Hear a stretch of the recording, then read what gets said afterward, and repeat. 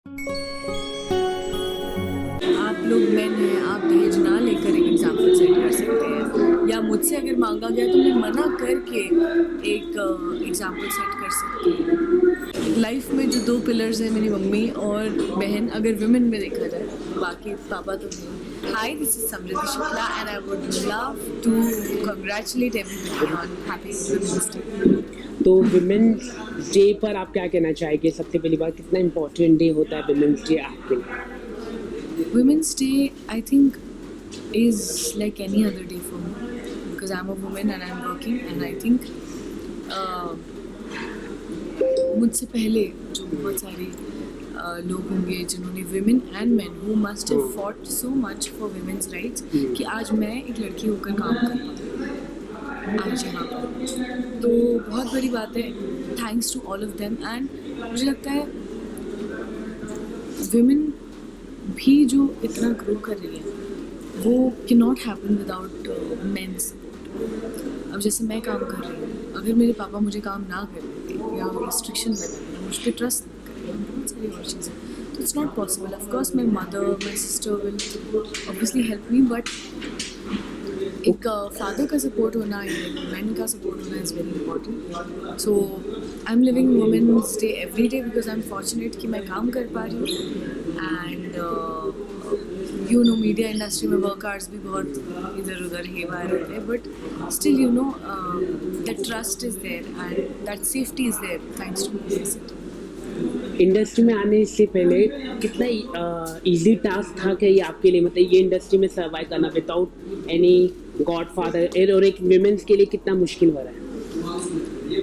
मैं अपने आप को इंडस्ट्री से बाहर का नहीं मानती, क्योंकि मैं बचपन से ही यहाँ पे नहीं तो वॉइस इंडस्ट्री में ज़रूर थी, तो बचपन से ही मुझे थोड़ा बहुत प्रोफेशनलिज्म या लोगों से किस तरह से बात कर सकते हैं, किस तरह से लोगों को हैंडल करना चाहिए, इस चीज़ की थोड़ी बहुत समझ हो गई थी। And I am the third generation actually.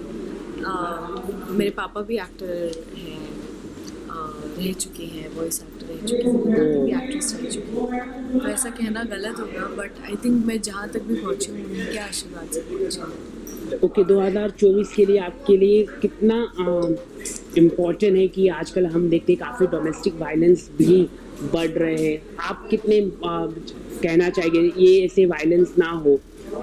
I don't know बढ़ रहा है या नहीं, but I think domestic violence एक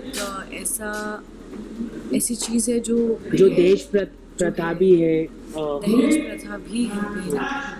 आई थिंक इम्प्रूवमेंट की ओर देखें तो ऑफकोर्स अब बहुत कम हो गया है, लेकिन अभी भी वक्त है कि ये सारी चीज़ों को इराडिकेट करने में अभी भी वक्त है। बट यहीं पर हम जैसे लोग एक अच्छा एग्जाम्पल सेट कर सकते हैं, जैसे आप लोग मेन हैं, आप दहेज ना लेकर एक एग्जाम्पल सेट कर सकते हैं, या मुझसे अगर मांगा गया तो मैं मना करके एक एग्जाम्पल सेट कर सकती हूँ।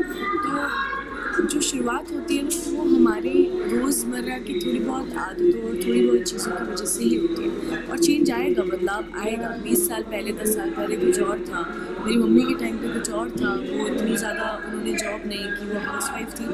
आज आप देखो उन सारी हाउसवाइफ्स की सारी बेटियाँ बनती, सब कोई। आपके लिए वुमेन एम्पावरमेंट क्या है? वुमेन एम्पावरमेंट मेरे लिए ये है कि औरत को, जैसे आदमियों को एक फ्रीडम होता है, चाहे वो जो चाहे वो करने का, आई थिंक एक औरत को भी फ्रीडम होना चाहिए कि वो जो चाहे करे। एंड इट मीन्स काम करना, इट मीन्स होम मेकर बनना है। अगर उनका पैशन होम मेकर बनना है तो बिल्कुल बने, अगर उनका पैशन कुछ और है, पेंटर बनना है, basically the freedom to choose and the freedom to be, to shape the way you want your life to be is what I want. आपके लिए आपकी मम्मी, आपकी सिस्टर कितने मायने हैं आपके लाइफ के लिए? वुमेन, उनके बिना मैं कुछ भी नहीं हूँ। There is nothing I can do without them. मेरी मम्मी एक होम मेकर है, लेकिन इतना थैंकलेस जॉब है ना एक हाउसवाइफ का, वो मेरी मम्मी को देख के मुझे लगता है, क्योंकि वो इतना काम करती है, उनका डाउन द क्लॉक चलता रहता है। मैं यहाँ पे सेट पे आती हूँ ताकि मैं बीमार ना पड़ूँ और मैं 30 दिन काम कर सकूँ। नाश्ता भेजती है, खाना भेजती है, लंच डिनर तक भेज देती है। कई बार मेरी बहन मेरे अकाउंट्स देखती है और मेरे सारे फॉलोअप्स करती है क्योंकि मेरे पास कभी टाइम कम होता है, मेरे पापा अलग काम होते हैं। तो एनीवे मेरी लाइफ में जो 2 पिलर्स हैं, मेरी मम्मी और बहन, अगर विमेन में देखा जाए, बाकी पापा तो नहीं, तो उनके बिना तो मैं कुछ भी नहीं मानती।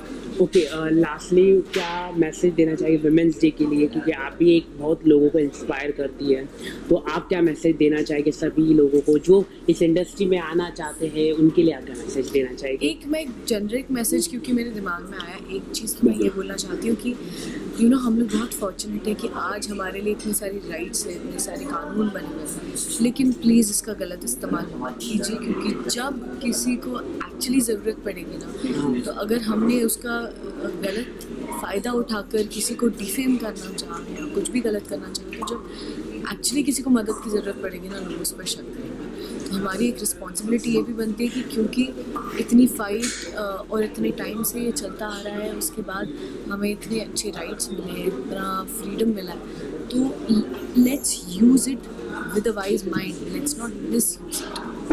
एंड उसके अलावा आप क्या पूछ रहे थे? मैं वही बोल रहा था कि क्या मैसेज देना, मीडिया मतलब पूरे आपके, तो मेरे लिए तो आई थिंक सबसे बड़ा मैसेज यही था। बाकी आई होप कि आपके आसपास के लोग आपको सपोर्ट करें ताकि आप आगे बढ़ पाएँ या जो भी आप करना चाहते हैं वो कर पाएँ। Hopefully you have those that good environment, और अगर नहीं है तो कोई बात नहीं, आप बना सकते हैं। Thank you so much.